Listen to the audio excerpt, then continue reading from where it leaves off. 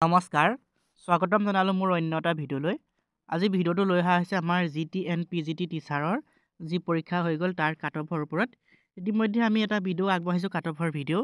সেই ভিডিঅ'টোৰ সবিশেষ আলোচনা কৰা হৈছে। আজি এই ভিডিঅ'টো আপোনালোকৰ কমেণ্টৰ ওপৰত ভিত্তি কৰি লৈ অহা হৈছে। আপোনালোকৰ কাট অফ কিমান যাব বা যোৱাবাৰৰ কাট অফ কিমান গৈছিল তাৰ ওপৰতে ভিডিঅ'টো লৈ আহিছোঁ। ভিডিঅ'টো স্কিপ নকৰি সম্পূৰ্ণকৈ চাব বুলি আশা ৰাখিলোঁ। ইয়াৰ আগৰটো ভিডিঅ'ত আমি আলোচনা কৰিছোঁ যে কাট অফটো কমা বা বঢ়া কোনটো পইণ্টৰ পৰা হয়। কাট অফ এটা আমাৰ ডিপেণ্ড কৰে কিহৰ ওপৰত, প'ষ্টৰ ওপৰত। প্ৰথম কথা হ'ল প'ষ্টৰ ওপৰত, প'ষ্ট কিমান আছে। ছেকেণ্ড কথা হ'ল তাত নিগেটিভ মাৰ্ক আছেনে নাই, তেনেকৈ ধৰি কেইবাটাও পইণ্ট আছে। কেণ্ডিডেটৰ সংখ্যা কিমান আছে, তাৰ লগতে আমাৰ পেপাৰৰ ওপৰতো ডিপেণ্ড কৰে, পেপাৰখন কেনেকুৱা হৈছিল, ইজি আছিল নে টান আছিল, তাৰ ওপৰতো ডিপেণ্ড কৰে কাট অফটো। এই গোটেইকেইটাৰ ওপৰত আমি চাই মেলি আপোনালোকৰ ওচৰলৈ কাট অফটো লৈ আহিছোঁ। কমেণ্টত দেখিবলৈ পাইছোঁ যে কিছুমানে কৈছে যে 40 ওপৰত কাট অফ নাযায়, কিছুমানে কৈছে 45 যাব পাৰে, কিছুমানে কৈছে 35 যাব পাৰে, তেনেকুৱাকৈ কাট অফ যাব পাৰে বুলি কৈ আছে কিছুমানে। কিন্তু এইটো কেনেকৈ সম্ভৱ হ'ব মই সেইটোহে বুজি নাপালোঁ।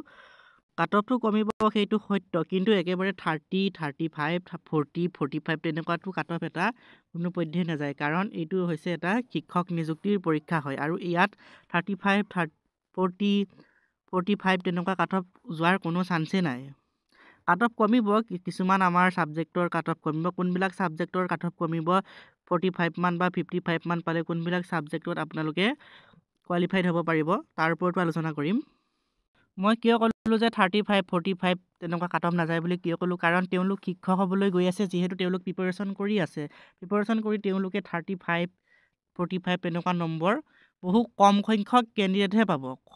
আপোনালোকৰ 40,000 ভিতৰত হয়তো আমাৰ 1,000 বা 1500মান কেণ্ডিডেটহে তেনেকুৱা ওলাব যে যোনে 30, 35 তেনেকুৱা পাইছে। মই নোলাব বুলিও কোৱা নাই যে 20 পোৱা 25 পোৱা নম্বৰ পোৱা কেণ্ডিডেট নোলাব, তেনেকুৱাও নহয়, তেনেকুৱাও ওলাব, তেনেকুৱা খুব কম ওলাব। কিন্তু আমাৰ ইয়াত PGT টেটৰ ক্ষেত্ৰত তেনেকুৱা কেণ্ডিডেট খুব কম ওলাব। কিয় কম ওলাব মই কৈছোঁৱেই, তেওঁলোক অলপ মেধা, যিহেতু মেধা হয় তেওঁলোক অলপ, কাৰণ তেওঁলোক BEd কৰিবলৈ গ'লেও তেওঁলোকৰ পাৰ্চেণ্টেজৰ কথা আহি পৰে, বা DLEd কৰিবলৈ গ'লেও পাৰ্চেণ্টেজৰ কথা আহি পৰে। ইয়াত বাৰু DLEডৰ কথাটো নাহে, BEdৰ কথাটো ক'বলৈ গ'লে আমাৰ পাৰ্চেণ্টেজৰ কথাটো আহি পৰে, তেওঁলোকৰ আমাৰ গ্ৰেজুৱেশ্যনৰ পাৰ্চেণ্টেজৰ কথাও আহি পৰে। এনেকুৱা কেণ্ডিডেটেও ইয়াত পৰীক্ষা দিছে। কিছুমান হয়তো আমাৰ LP আৰু UP স্কুলত বৰ্তমানো তেওঁলোক কৰ্মৰত হৈ আছে, তেওঁলোকৰ কিছুমান গাইডলাইন আছে বাৰু, নাইকিয়া নহয়, তেওঁলোক কৰ্মৰত হৈ আছে। লগতে কি হৈছে, কিছু সংখ্যক কেণ্ডিডেট আমাৰ যেনেকৈ শংকৰদেৱ শিশু নিকেতন, লগতে আমাৰ জাতীয় বিদ্যালয়, তেনেকুৱা কেণ্ডিডেট বহুত সংখ্যক মই লগ পাইছোঁ। তেওঁলোকেও এই পৰীক্ষাত বহিছে। তেওঁলোক যিহেতু প্ৰিপাৰেশ্যন, যিহেতু এতিয়া কি হৈছে অধ্যয়নৰ লগত জড়িত হৈ আছে, তেনে ক্ষেত্ৰত তেওঁলোকে এই 30 নম্বৰ বা 40 নম্বৰ পোৱাটো কোনোপধ্যে সম্ভৱ নহয়। পেপাৰখন টান আহিল বুলিয়ে যে একেবাৰে টান তেনেকুৱাও নহয়। আমাৰ বহু সংখ্যক কেণ্ডিডেটো 50 মাৰ্কটো কৰিছেই। 50 মাৰ্কটো আমাৰ কি 20,000 মান কেণ্ডিডেটে হয়তো এই 50 মাৰ্কটো কৰিছে। মই ধৰি ল'লোঁ যে 140ৰ ভিতৰত এই 50 মাৰ্কটো বহু সংখ্যক কেণ্ডিডেটে কৰিছে। 50 মানে 50 নম্বৰ তেওঁলোকে কৰিছে।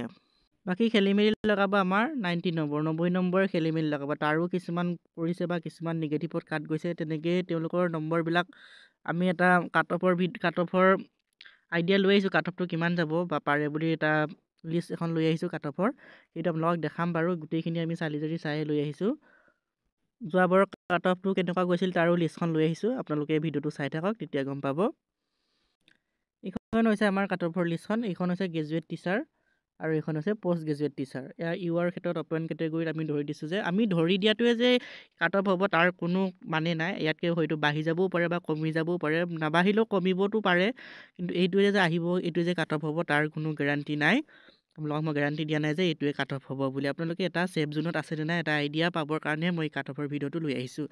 URৰ ক্ষেত্ৰত দিয়া হৈছে 82ৰ পৰা 78 আৰু আমাৰ পষ্ট গ্ৰেজুৱেট টিচাৰৰ দিয়া হৈছে 80ৰ পৰা 85। লগতে OBC MOBCৰ ক্ষেত্ৰত 78 to 83 ধৰা হৈছে, আৰু আমাৰ যিখিনি পষ্ট গ্ৰেজুৱেট হয় সেইখিনি 75ৰ পৰা 80 ভিতৰত ধৰা হৈছে। আমাৰ SC ক্ষেত্ৰত 75 ধৰা হৈছে গ্ৰেজুৱেট টিচাৰ, 75ৰ পৰা 80 ধৰা হৈছে গ্ৰেজুৱেট টিচাৰ, আৰু পষ্ট গ্ৰেজুৱেটৰ ক্ষেত্ৰত ধৰা হৈছে 72ৰ পৰা 77 আমাৰ পোষ্ট গ্ৰেজুৱেট টিচাৰ যোনখন ছেকেণ্ড পেপাৰ সেইখনৰ কাট অফটো অকণমান কমিব, অলপ কমিব, বেছিও নকমে, খুব বৰ বেছি কমি নাযায়। আৰু ST প্লেনৰ ক্ষেত্ৰত ধৰা হৈছে 72ৰ পৰা 77 আৰু পোষ্ট গ্ৰেজুৱেটৰ ক্ষেত্ৰত ধৰা হৈছে 70ৰ পৰা 75। লগতে হিলছৰ আমাৰ ST হিলছ যোনখিনি পাহাৰীয়া এৰিয়াৰ হয় সেইখিনিৰ ক্ষেত্ৰত 70ৰ পৰা 75 ধৰা হৈছে আৰু আমাৰ পোষ্ট গ্ৰেজুৱেটৰ 68ৰ পৰা 73 ধৰা হৈছে। PWDৰ ক্ষেত্ৰত 60ৰ পৰা 65 ধৰা হৈছে, লগতে আমাৰ পোষ্ট গ্ৰেজুৱেটৰ 55ৰ পৰা 60 ধৰা হৈছে। আমাৰ NCC চাৰ্টিফিকেট আছে যদি তেওঁলোকে এটা কিবা এটা পাৰ্চেণ্টেজ পাব, নম্বৰ এটা পাব, তেওঁলোকৰ A আৰু B চাৰ্টিফিকেট তেওঁলোকৰ যদি আছে তেওঁলোকৰ বাবে ভাল সুবিধা এটা হ'ব। মহিলা প্ৰাৰ্থীৰ বাবে কাট অফটো অলপ কমে, মহিলাৰখিনিৰ যিহেতু পোষ্ট সংৰক্ষিত হৈ থাকে তেনে ক্ষেত্ৰত অলপ কমে, বৰ বেছিও নকমে, আপোনালোকে 2 বা 3 নম্বৰ এটা কমাই দিব। মই ধৰি দিয়াৰ পৰা প্ৰত্যেকটো কাষ্টৰে আপোনালোকে যদি 2-3 নম্বৰকৈ কমাই দিয়ে তেনেহ'লে আপোনালোকে এটা কাট অফৰ আইডিয়া পাব। মহিলাখনৰ কথা কোৱা হৈছে, মহিলা প্ৰাৰ্থীখিনিৰ কথা। এইখন হৈছে যোৱাবাৰৰ লিষ্ট, এইখন হৈছে যোৱাবাৰৰ লিষ্টখন। যোৱাবাৰৰ লগত এইবাৰ কাট অফ নিমিলে, কাৰণ যোৱাবাৰৰ পদ্ধতিও বেলেগ, এইবাৰৰ পদ্ধতিও বেলেগ। এইবাৰ যিহেতু কাট অফৰ ওপৰত ডিপেণ্ড কৰিব, আৰু এই যোৱাবাৰ আমাৰ কি আছিলে, আমাৰ 5 মাৰ্ক বুলিয়ে ক'ব লাগিব, 5 মাৰ্ক আছিলে, আৰু এইবাৰ কাট অফ যাব। আপোনালোকৰ কাট অফ আৰু 5 মাৰ্ক দুইটা বেলেগ বেলেগ বস্তু হয়। যোনসকলে LP UP টেট পৰীক্ষা দিছে তেওঁলোকে বুজি পাব, আমাৰ এওঁলোকেও বুজি পাব, মই এওঁলোকে বুজি নাপাব বুলি কোৱা নাই। টেট পৰীক্ষাত জেনেৰেল কেণ্ডিডেট এজনে কি হয় 90 নম্বৰ মাৰ্কৰ ক্ষেত্ৰত 150 নম্বৰৰ পৰা যদি 90 নম্বৰ পায় তেওঁ কোৱালিফাইড বুলি ধৰা হয়। পাৰ্চেণ্টেজৰ ক্ষেত্ৰত 60% ধৰা হয়। আৰু আমাৰ ST প্লেন লগতে OBC আৰু MOBC PWD কেণ্ডিডেট সেইসকলক 83 5 মাৰ্ক ধৰা হয়। 83 যদি তেওঁলোকে পাইছে তেনেহ'লে 5 মাৰ্ক বুলি ধৰা হয়। আৰু পাৰ্চেণ্টেজৰ ক্ষেত্ৰত তেওঁলোকে কিমান 55% যদি পাইছে তেওঁলোকক কোৱালিফাইড বুলি ধৰা হয়। এইটো কাট অফ নহয়, তাৰ পিছৰ যিটো পদ্ধতি হয় তাতহে ইয়াত কাট অফটো ওলাই পৰে। এইটো 5 মাৰ্ক হিচাপে ধৰা হয় টেট এক্সামত।